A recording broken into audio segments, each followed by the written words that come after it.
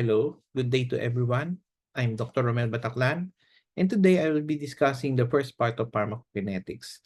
This is an important concept in order to appreciate and learn the different facets of therapeutics and particularly the medications that will be given in various diseases. Those specific medicines and will be discussed in subsequent lectures in the future days.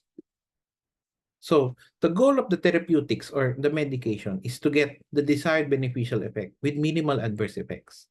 So when a medicine has been chosen, the physician must determine the dose that most closely achieves this goal. Therefore, it is very important to understand the principles of pharmacokinetics and pharmacodynamics. So what are the differences of these two? Pharmacodynamics basically means what the drug does to the body, the concentration up to the effect part of the relationship. But before this happens, the dose to the concentration part happens first, which is pharmacokinetics. It essentially means what the body does to the drug, since the drug administered to an individual does not go directly to the desired site of action. Pharmacokinetics has three main processes: input, distribution, and excretion or elimination.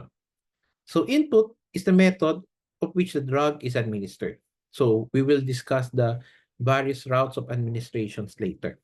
But eventually, the drug has to be absorbed to go from the site of the administration to a particular compartment. Most drugs, which are oral in nature, is absorbed by the gastrointestinal tract. But other sites like skin and blood vessels are also involved in drug absorption.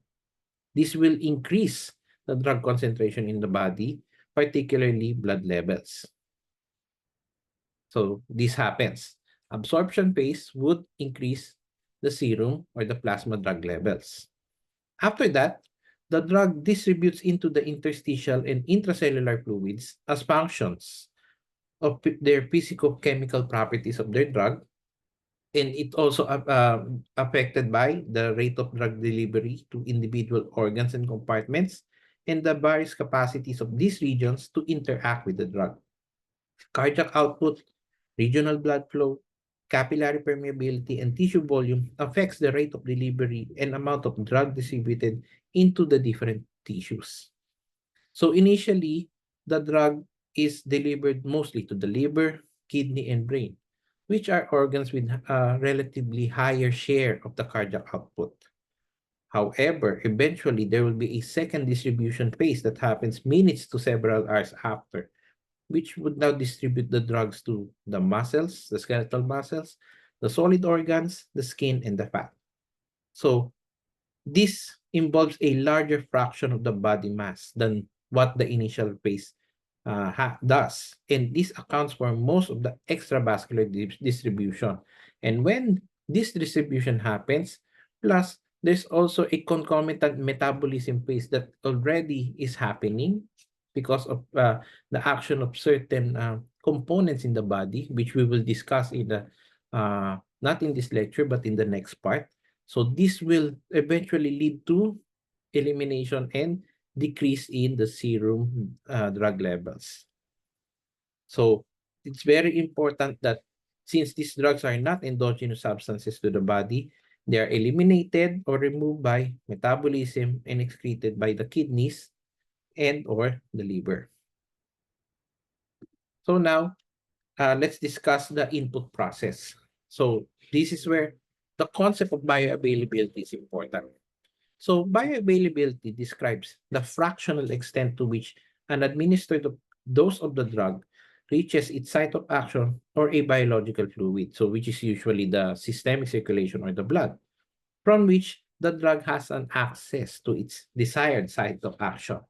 So there are two main factors that affects bioavailability: the absorption and the first pass effect. So we will discuss bioavailability here in the context of oral medications or something that is taken by the mouth. So a drug given orally must be absorbed first from the GI tract, but net absorption may be limited by the characteristics of the dosage form, its physicochemical properties, such as, for example, it's either too hydrophilic or too lipophilic in nature, the metabolic state of the intestine, or there's a pathogenic state, and by transport across the intestinal epithelium and into the portal circulation. So drugs may not be fully absorbed. Another factor could be a presence of the P-glycoprotein, which is a reverse transporter that could be found in intestinal epithelium. This process actively pumps drug out of the gut wall cells back into the gut lumen. So therefore leads to excretion by the body. But if the drug is absorbed, it then passes through the liver where metabolism and biliary excretion may occur before the drug enters the systemic circulation. The drug can be metabolized in the gut wall, usually by certain cytochrome enzyme systems, or even in the portal blood. But most commonly, it is the liver that is responsible for metabolism before the drug reaches the systemic circulation. The liver can also excrete the drug through the bile. So any of these sites can contribute to the reduction in the bioavailability. And the overall process of this is called the first pass elimination. So absorption rates are important. So as you can see here in this graph, okay, so see there is a good bioavailability. Sorry, this is A, meaning there is a good availability and there is rapid absorption. So it goes beyond the blood drug concentration goes beyond the therapeutic concentration, meaning the drug is effectively working in the body because it crosses the threshold of the therapeutic concentration. Compare that to the graph B, wherein there is a reduction of bioavailability by 50%. And there's also a decrease in the rate of absorption. So the the peak blood concentration is only half of as compared to drug A, and it didn't reach the therapeutic concentration, rendering it ineffective as compared to drug A. Now, you look at here at the graph C, which is indicated in the blue line. So here, the bioavailability of drug C and drug A is similar, but the absorption, the rate of absorption here is only 50% as compared to drug A. But as you will see, it will still cross the therapeutic concentration, but the time in which the body is exposed to a therapeutic concentration is much shorter as compared to the first drug. So while this shows the importance of bioavailability and the rate of absorption in exerting therapeutic effects. So just a reduction of bioavailability and or reduction of the rate of absorption totally decreases the effectiveness or the efficacy of a certain drug.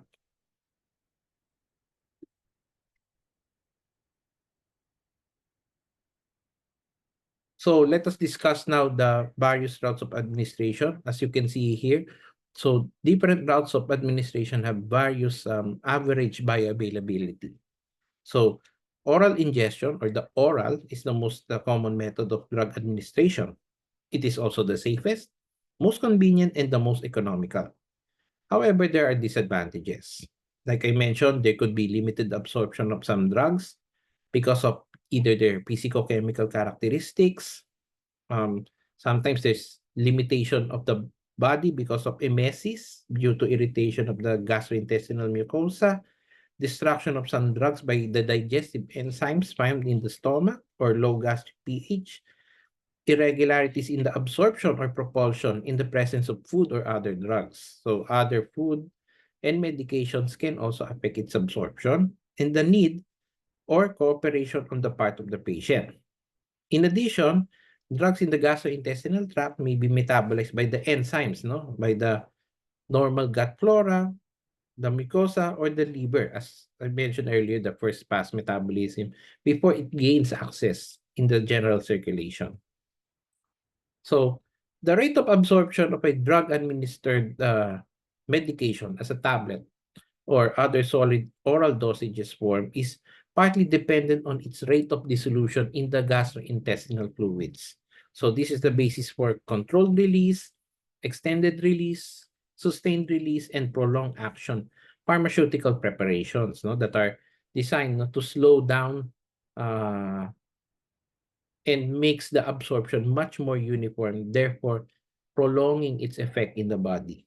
So potential advantages of this is the reduction in the frequency of administration of these drugs and makes it more convenient to the patient, which translates to improved compliance by the individual.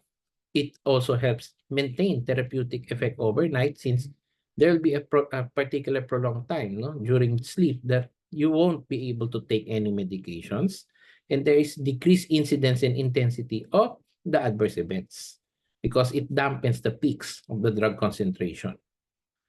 Controlled release dosage forms are the most appropriate for drugs with relatively short half-lives or in select patient groups such as those really taking anti-seizure medications or antipsychotic agents. Another form of sort of oral medication is sublingual, which is placed under the tongue, okay? And this is protected by from the rapid intestinal and hepatic first pass metabolism because it goes directly to the capillaries found under the tongue, and therefore it bypasses the digestion in the gastrointestinal tract and even passing through the liver, and it goes directly to the bloodstream.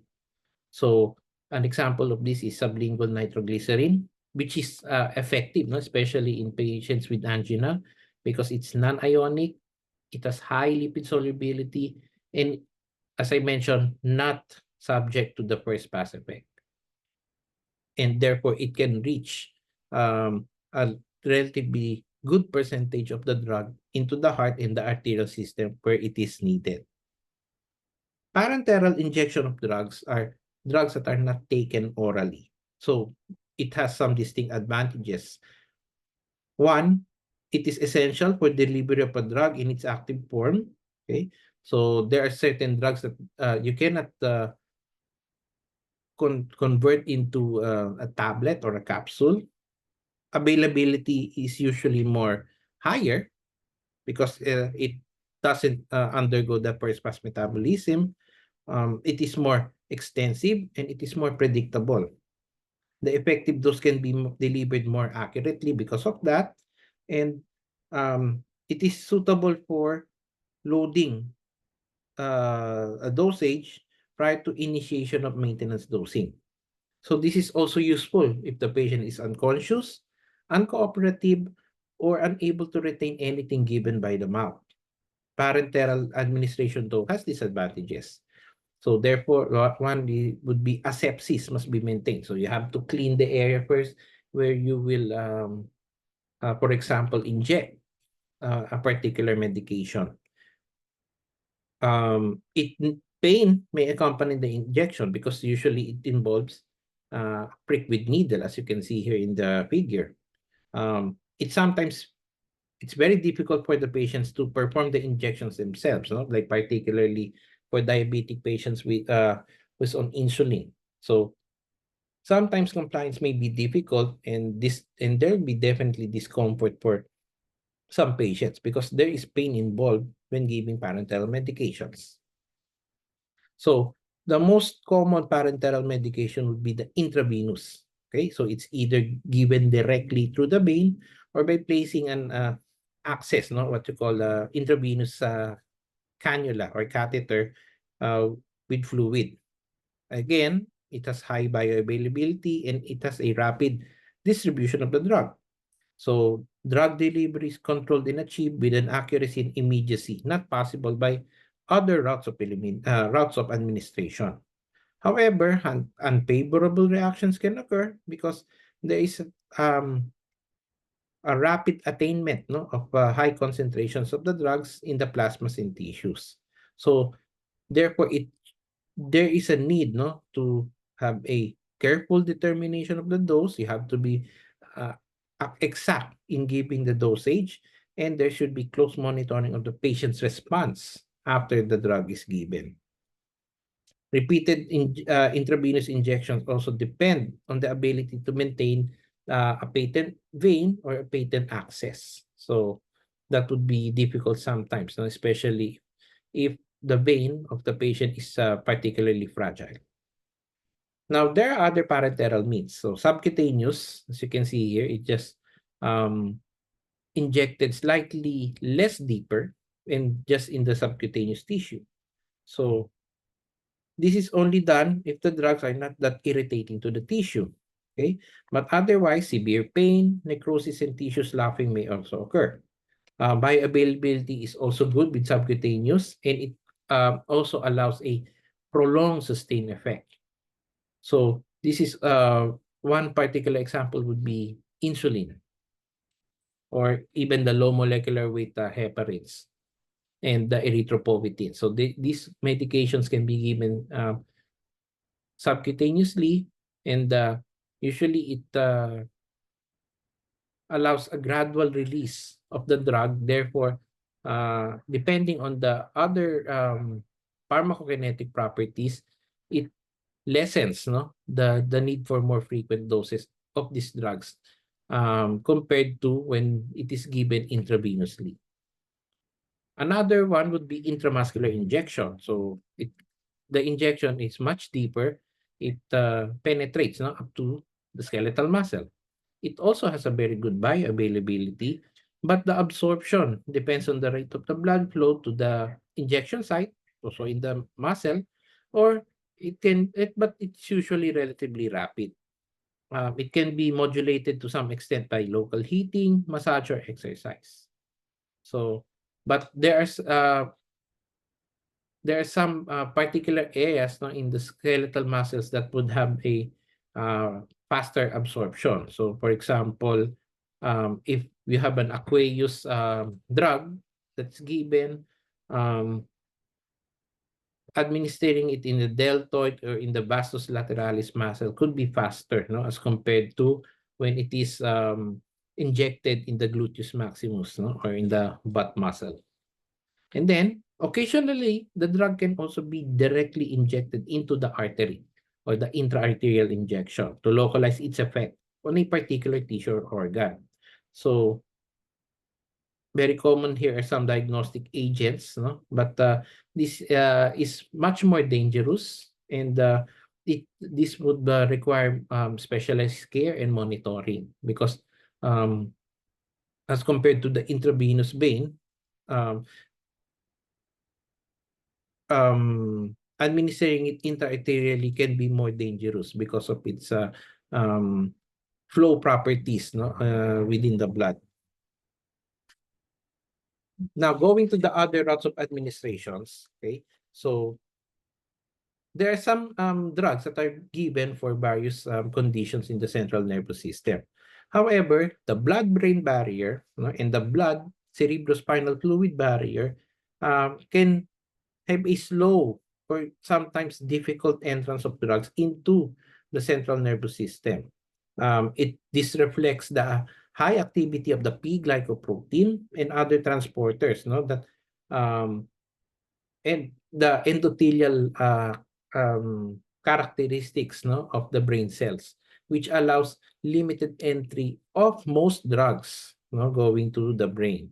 Therefore, when local and rapid effects of drugs on the meninges or in the cerebrospinal axis are desired, so drugs are injected directly into the subarachnoid space. So brain tumors or serious CNS infections are usually treated, no, as by what you call a intrathecal administration. So, however, this usually requires specialized physicians, no, particularly anesthesiologists, no, to administer these medications, since you would be very delicate in placing a catheter, no, or a needle in the spinal area, because you don't want to um, damage, no, the nerves, which may lead to paralysis or neurologic sequelae in these individuals. Gaseous and volatile drugs, meanwhile, are also routes of administration. This may be inhaled and absorbed through the pulmonary epithelium and the mucous membranes of the respiratory tract. Access to the circulation is rapid by this route because the lung surface area is huge, and in addition, the solutions of the drugs can be atomized and the fine droplets can be inhaled, and therefore it can enter the circulation much easier. So it allows almost instantaneous absorption of the drug into the blood. It avoids the first pass metabolism. And in case of pulmonary diseases, it already goes directly at the site of action. So most drugs under the either inhalation, nebulization, or nasal would be drugs that are used for respiratory system. But there are also other drugs, no, that can be applied, no, particularly in the mucous membranes of the conjunctiva, nasopharynx, oropharynx, vagina, colon, and the urethra bladder, no, for particularly for local effects. Absorption from these sites are generally excellent and may provide advantages for immunotherapy. So it also makes it more effective because, again, it bypasses the first pass metabolism. It goes directly to the desired site of action. There are also topical medications, no, or drugs that are applied through the skin. Absorption of these drugs can also be rapid, but it is also dependent on the surface area over which they are applied and the lipid solubility of the drug. Systemic absorption occurs much more rapidly through abraded, burned, or denuded skin. But however, toxic effects can result from absorption through the skin of highly lipid-soluble substances. Absorption through the skin can be enhanced by suspending the drug in an oily vehicle and rubbing the resulting preparation into the skin. Hydration of the skin with an occlusive dressing may also be used to facilitate absorption. So there are the rapid release, and then there are also the controlled release um, dermal routes, no? And usually these controlled release medications are available in patches. So for particularly, for example, mga nicotine patches for tobacco smoking withdrawal, scopolamine, which is given for motion sickness. There's also a nitroglycerin patch for angina pectoris or chest pain. There's also hormones for hormone replacement therapy, such as estrogen and testosterone, and fentanyl patch for pain relief. So as I mentioned earlier, the drugs can also be given rectally or vaginally, usually in the form of suppository. While it also bypasses the first pass metabolism, absorption can still be irregular and incomplete because some of these drugs can cause irritation of the rectal mucosa. So, but rectal drugs are given also in certain cases, such as, for example, if you want to, for patients with constipation. So usually you give like a bisacodyl suppository or the glycerin suppository to facilitate bowel movement. So now let's go back to the oral medications now and absorption to the gastrointestinal tract. So drug absorption can happen via four various mechanisms. So the first one is the simplest, which is passive diffusion. It's simply going from an area of higher concentration to an area of lower concentration. The majority of drugs are absorbed through this mechanism. Water-soluble drugs goes through the cell membrane via aqueous channels or pores, while lipid-soluble drugs move across most cell membranes due to the lipid nature of the bilayers. The second mechanism is using specialized transmembrane carrier proteins which allow passage of large molecules. These proteins undergo conformational changes, but it does not require the use of energy. But it can be inhibited by other substances that can also bind with these drug transporters or carrier proteins.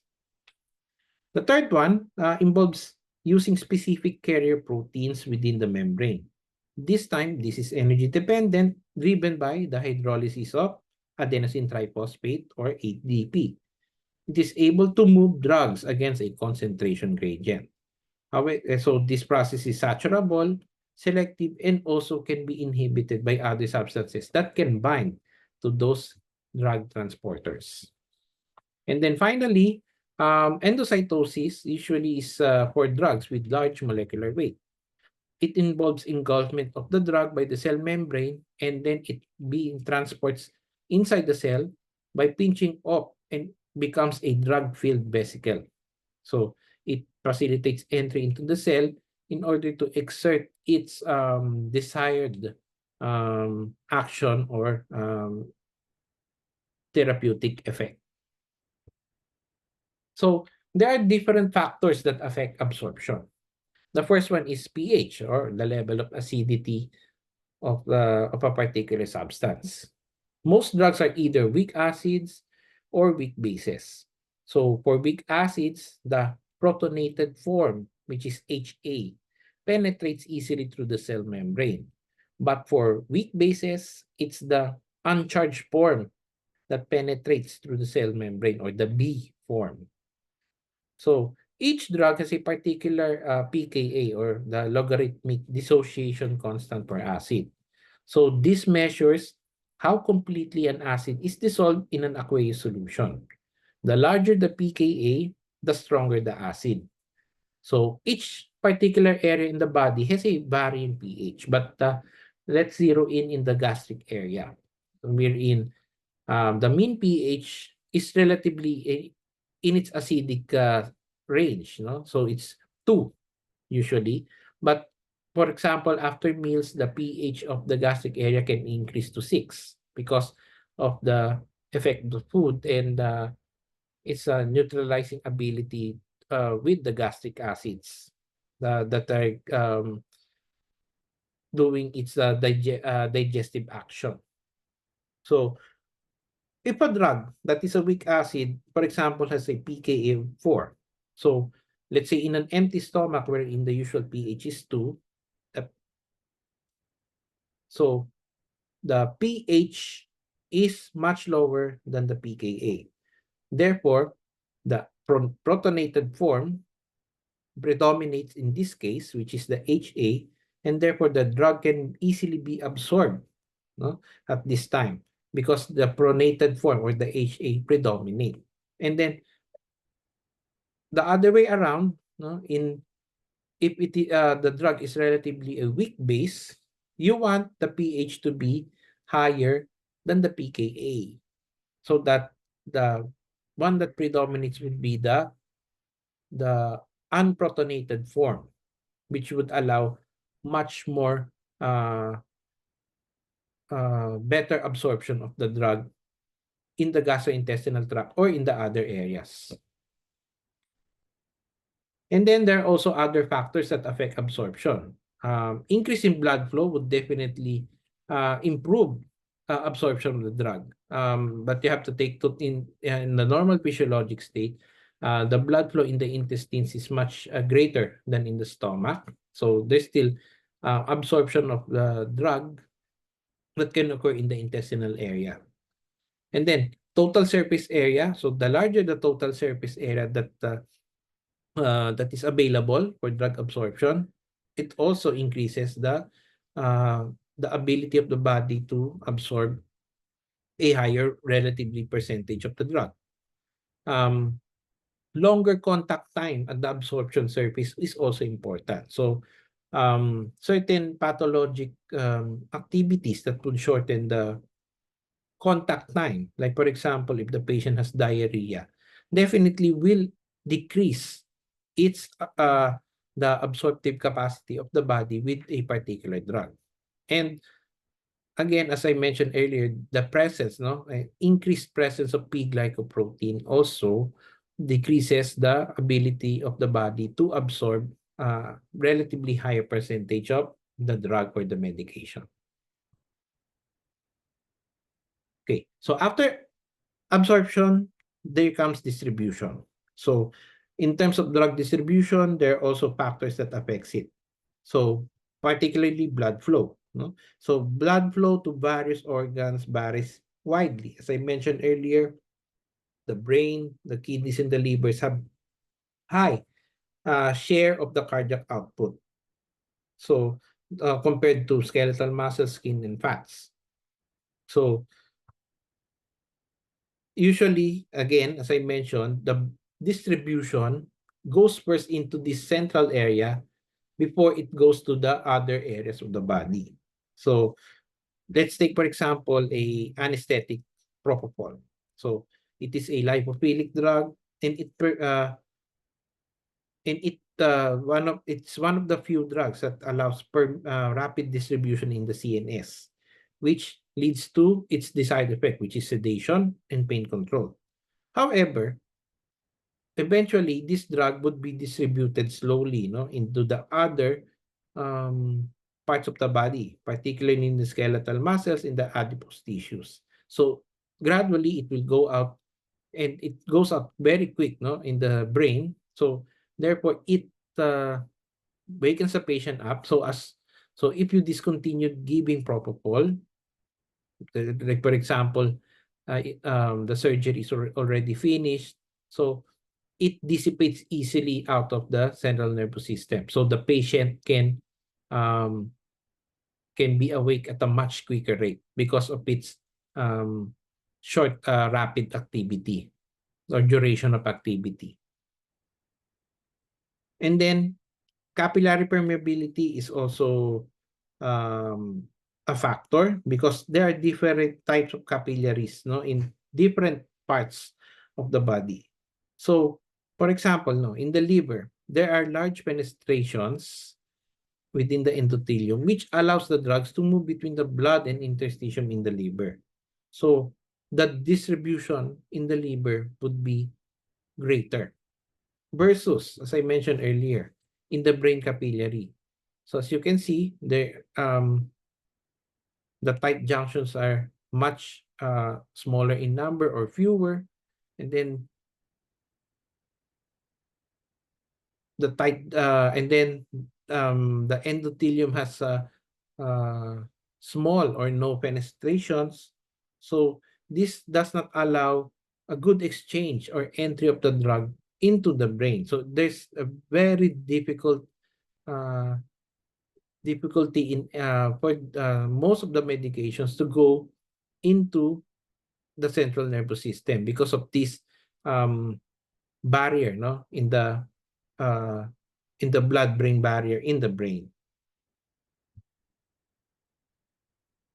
Another factor would be yung binding to a plasma protein or tissue, in which albumin is the most predominant protein that usually most of the drugs bind to. A portion or a percentage of this drug binds reversibly to this plasma protein. So it forms a drug protein complex. So this bound form of the drug can act as a reservoir, so which allows a steady concentration of the drug in the blood.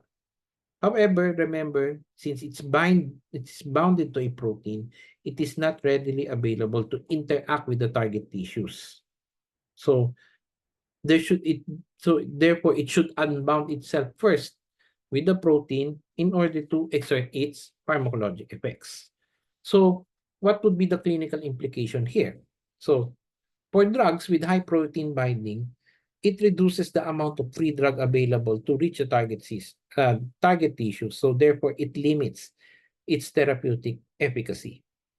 There's also other drug-drug interactions that happen, especially if the patient is taking multiple medications. And these various drugs can compete, no, for the same protein binding sites. So it definitely would affect the efficacy of one drug with another. One drug will decrease its efficacy.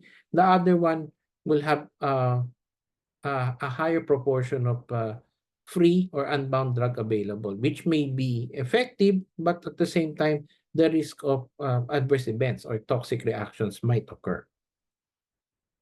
Displacing one drug from its binding site can increase its free concentration and alter its effects. Protein binding can affect also the drug elimination from the body. So, finally, patients with low plasma proteins, such as those with liver disease or malnutrition, may require dosage adjustments to achieve optimal therapeutic effects. So, lipophilicity, as I mentioned, no, so since the cell membrane is lipophilic, so drugs which is lipophilic in nature tend to penetrate easily uh, through the membrane. No? But of course, this is in relation also with the other physicochemical properties of the drug, which may um, synergize or tone down or lower down its ability to be absorbed and eventually distributed to the other parts of the body. Okay?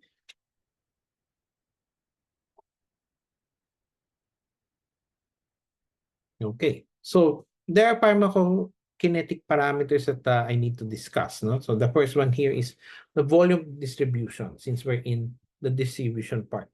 So this is a pharmacokinetic parameter which describes the apparent volume of fluid in the body that would be required to uniformly distribute a drug at the same concentration as it is found in the blood. So it is calculated by the total amount of drug in the body divided by the plasma or drug concentration. So what are the key points here? So volume of distribution is not a measurable volume. Okay, this is a concept that helps us understand how a drug is distributed in the body. There are also factors, no, that affects the volume distribution. Its molecular weight, lipophilicity, protein binding, and tissue distribution. So this could either increase or decrease the volume of distribution of a particular drug. But overall, a higher volume distribution means it is widely distributed throughout the body. While yung mga drugs with low volume distribution, that means the drug is primarily confined, no, to the bloodstream because there's a higher proportion in the blood or in the plasma.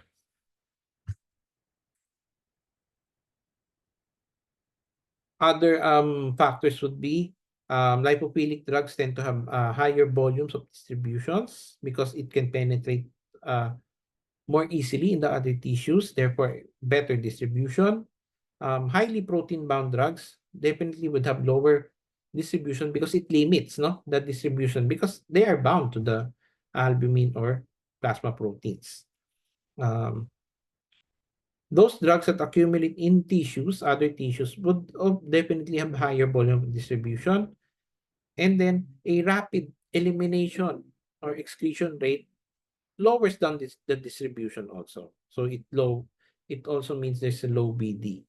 So this is very important, no, in determining the appropriate dosage of the drug, in which if the patient or if the drug has a high volume distribution, it means there's a larger amount of drug needed, no, to achieve a desired plasma concentration. So let's use this for example in this case. No? So a patient, an 80-kilogram male, receives 500 milligram of a drug. And then drug level was measured after a few hours, and it was measured at 6 milligrams per liter. So again, going to the formula, the amount of drug, which is the dose given, divided by the therapeutic drug concentration at that moment, which is 6. So 500 divided by 6 is 83.3 liters. And then you have to divide this by the weight of the patient. So the final answer would be 1.04 liter per kilogram. They would say, no, that the cutoff, no, for a high volume distribution would be 700 ml or 0.7 L liters per kilogram.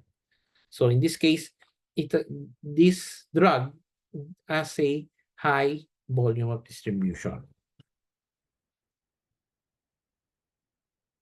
In relation to the concept of volume of distribution, we must understand how the drug is distributed. So there are two main types of distribution models. The first one would be the one compartment or single compartment model.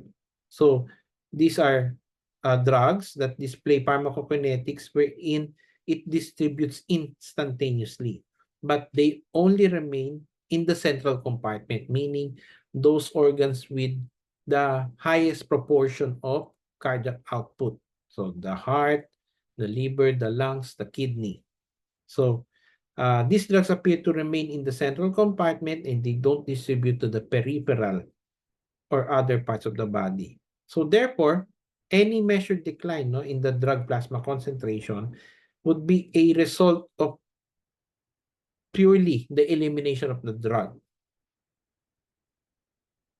So, and then for the two compartment model, excuse me, drug will exhibit distribution kinetics, which involves an early, as I mentioned earlier, there's an early distribution phase in these parts, the heart, liver, lungs, kidney, and the blood, but eventually they would move to the other peripheral compartments, the adipose tissues, skeletal muscles, and in some cases, the central nervous system.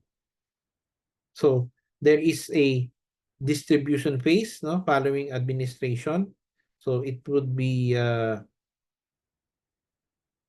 go to the central compartment, and then there will be a terminal elimination phase wherein definitely there will be clearance. So in this case, the volume distribution is not just affected by its elimination, but it's also its distribution to the other parts of the body as well.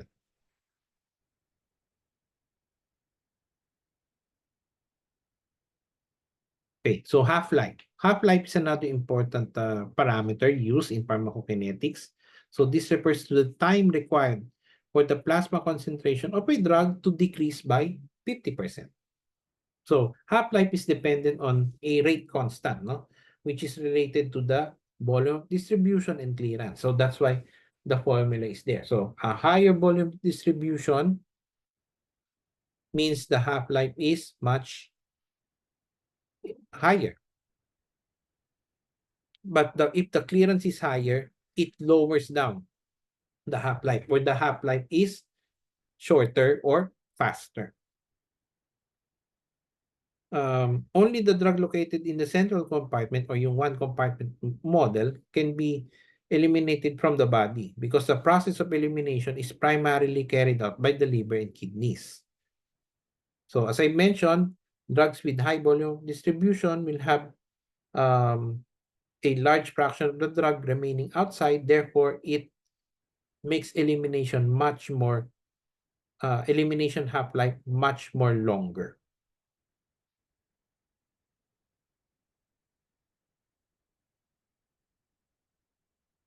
And then another parameter would be accumulation factor. So this is a measure of how much a drug accumulates in the body over time, especially when administered repeatedly. So it can be computed by various means, but one would be the reciprocal of fraction lost in one dosing interval. It could be the reciprocal of the difference between one and the remaining fraction of that drug, or it could also be affected by the dosing interval and the half-life of a particular drug. So a high accumulation factor indicates that the drug is accumulating in the body, which can be either due to slow elimination or repeated dosing. However, because accumulation, if there's an increased accumulation factor, there is the risk of toxicity because of the buildup of that particular drug. It increases the risk of adverse events. Understanding the accumulation factor would be important to adjust drug dosages to maintain therapeutic levels while avoiding or minimizing the adverse effects. As You can see here, half-life, dosage frequency, and elimination rates affect the accumulation. So if you have a longer half-life, the accumulation factor is higher also. More frequent dosing also translates to higher accumulation factors. And drugs with slower elimination rates also is associated with high accumulation factor.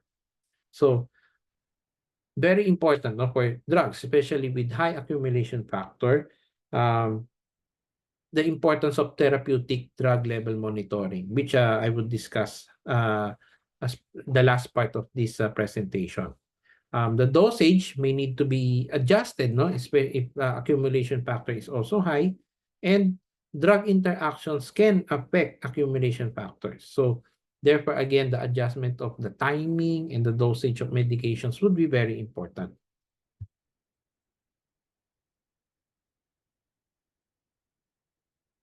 While it's a little bit logical, no, to say that the drug concentration is directly proportional to drug effect, uh, but the reality is most of the drugs doesn't exhibit that linear relationship.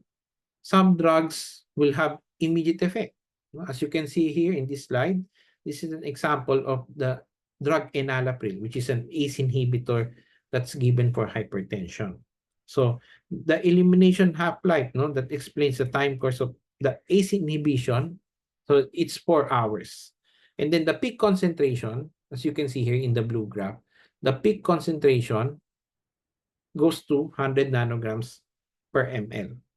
And then the C50 level, meaning the level of the drug, no, in which the effect is still 50% effective, would be at around 5 nanograms per ml, around here.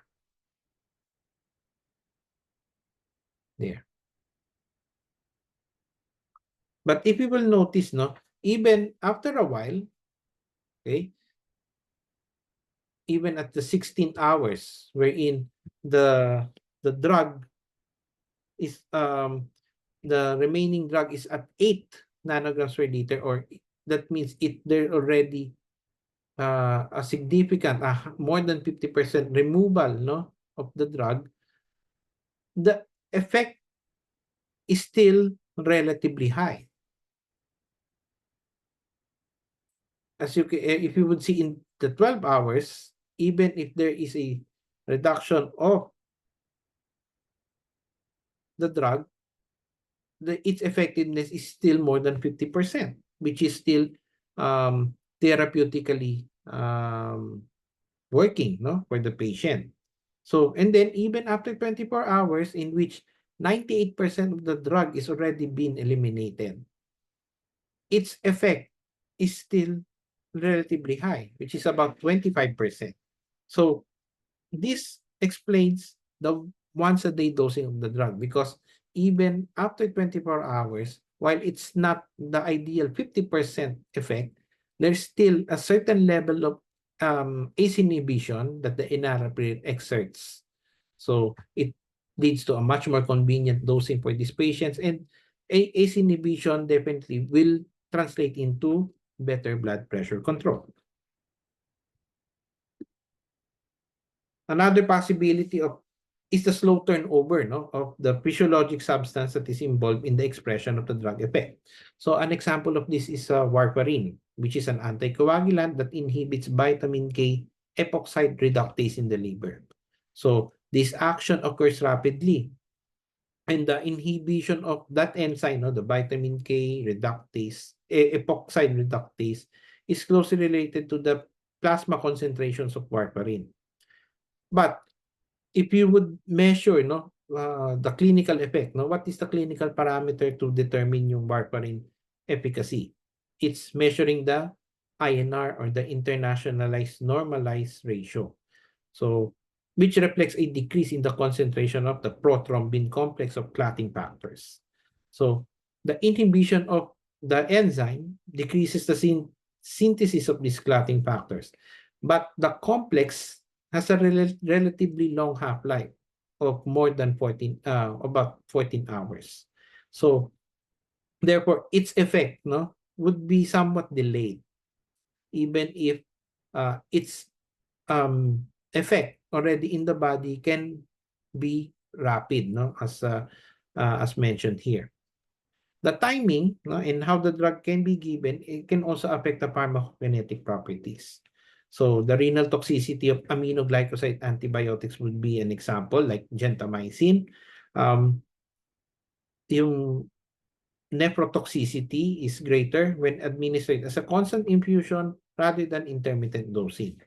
So even though both dosing schemes may produce the same steady state concentration, the intermittent dosing scheme produces a much higher peak concentration, which saturate an uptake mechanism. Therefore, the accumulation of the drug is lesser, and therefore lowering the risk of nephrotoxicity. And then there are some drugs that are more obviously related to cumulative action than to a rapidly reversible one. An example of this are the chemotherapeutic drugs, which has a cumulative action, in which the extent of binding of a drug to the DNA is proportional to the drug concentration, and it is usually irreversible. So therefore, it has a prolonged effect. Giving additional doses will have a cumulative effect. Therefore, the effect on the tumor growth theoretically is a consequence of the cumulative exposure to the drug. However, this also explains why the notoriety of adverse events associated with oncologic medications.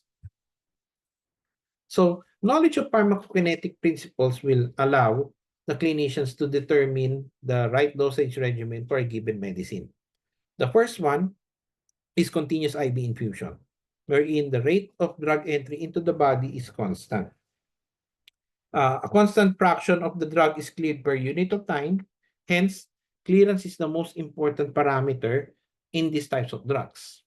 Also, if the rate of infusion is increased, the time to reach a steady state, which is a point where the amount of drug absorbed is equal to the amount of drug eliminated. Intermittent infusion, meanwhile, okay, is more appropriate in drugs with shorter half-life. Intermittent dosing can achieve steady state concentration more quickly than the continuous dosing. As you can see here, the blue graph represents the intermittent dosing. The orange graph here would be the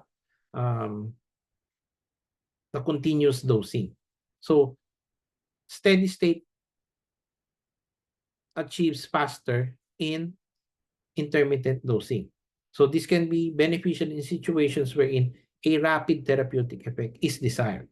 So sometimes this is more convenient, and it allows less stringent monitoring because you will only give the drug at a particular time. However, the problem with this is the peak trough phenomenon, meaning there's a higher peak concentration of the drug when given intermittently as compared to the continuous, wherein there is a peak, but the amplitude is much more lower. So the risk here is that there could be a fluctuation, in the efficacy, and sometimes it can lead to preponderance of toxicity or adverse events of the drug to the patient. Loading dose, meanwhile, is an initial larger dose of a drug administered to rapidly achieve a therapeutic concentration. So this is often used for drugs with a slow onset of action or a long half-life. What is the advantages? So it quickly achieves a therapeutic concentration, which accelerates the onset of action. It reduces time for steady state, so it shortens the time it takes to reach that. So therefore, this is beneficial, particularly with long half-lives. And then, multiple doses versus oral doses. So, going back. So, Loading dose also improves patient outcomes. So for conditions that require a rapid therapeutic effect, loading doses can improve patient outcomes by providing immediate relief. However, its disadvantages include it increases risk of toxicity because of the peak trough phenomenon also here. As you can see, there's a larger peak in, as compared to uh, a drug that is given or not given a loading dose. Loading doses can be more expensive because it requires a larger quantity of the drug, and it may require additional time and resources, no, for the healthcare providers and patients. Now, for multiple dosing, okay, so what are its characteristics? So with multiple dosing, the drug concentration in the body gradually increases until it reaches a steady state level. So this occurs when the rate of drug elimination is the same as the rate of drug administration. So if the dosing interval is shorter than the drug's half-life, it can accumulate in the body. So it could also lead to faster achievement of steady state concentration. However, um, multiple oral dosage can also lead to a peak trough phenomenon. And I mentioned earlier, it's a potential clinical effect earlier. Um, and then fixed dosing would be, some would say, much better, a single fixed dose, because one, it allows for consistency because it ensures a steady drug concentration over time, which can be beneficial for drugs, particularly with narrow therapeutic index. It's much more simpler because you'll only give it once a day compared to a multiple regimen, which might be very difficult for some individuals. However, this may not be suitable for patients with varying drug absorption or elimination rates. So if the patient have malabsorption syndromes or problems in the gastrointestinal tract, maybe a single fixed dose may be difficult for the to achieve, no, the desired therapeutic effect of that drug. Finally, um, we're in therapeutic drug monitoring or simply the measurement of the drug levels in the blood. So this is very important, particularly when the pharmacologic response, no, depends on maintaining a particular blood uh, drug blood concentration here. There, because of the unpredictability of the drug, no, because of various factors in absorption and distribution, uh, medications with wide intersubject variation should also be subjected to therapeutic drug monitoring. Medications with narrow therapeutic index, no, such as warfarin, would be very important, no, in to be monitored with therapeutic drug levels, and pharmacologic effects can be assessed by simple means. Another an example of drugs that needs therapeutic drug monitoring would be cyclosporine, no? Which is an immunosuppressant drug which is given to kidney transplant patients or transplant patients. So usually um, the drug levels or the trough levels are measured, no, for those patients taking cyclosporine because of its unpredictable nature, and definitely you want to maintain the immunosuppressant effect of the drug, no, so to avoid rejection of the kidney that was transplanted from another individual. However, therapeutic drug monitoring still has limitations, no? For some medications, the therapeutic range is not yet well defined, meaning what is the accepted range of blood level wherein it achieves its desired effect. Number one, and number two, um, you have to consider that it only measures the parent drug or the main active ingredient of the drug. Metabolites can be formed, no, because of the eventual metabolism of the drug. that metabolites na can complicate interpretation of drug concentration. It might be, it might add to the serum drug concentration, or sometimes that metabolite can also be clinically significant but not measured by that particular method of therapeutic drug monitoring, and it would be very difficult for um, to determine, no, if you're really achieving its effectiveness in terms of giving that medication. And then there's also the unpredictability of the adverse events regardless of the plasma drug concentration. While therapeutic drug monitoring may be normal or within the acceptable limits of a particular drug, um, differences, no, in individuals may still have a possibility of the occurrence of adverse events, no, without any particular pattern or any particular comorbidity or clinical factor that you can point into. And lastly, no significant clinical events related to too low or too high levels. So this would be just the first part of our lecture. So elimination, metabolism, and excretion will be discussed in the uh, next part, which will be discussed next week. So if you have questions, so I will take them. And good day. And I've used in this lecture the Lippincott and the Katsum. So you do your further readings in those references, and hope to see you soon. Stay safe.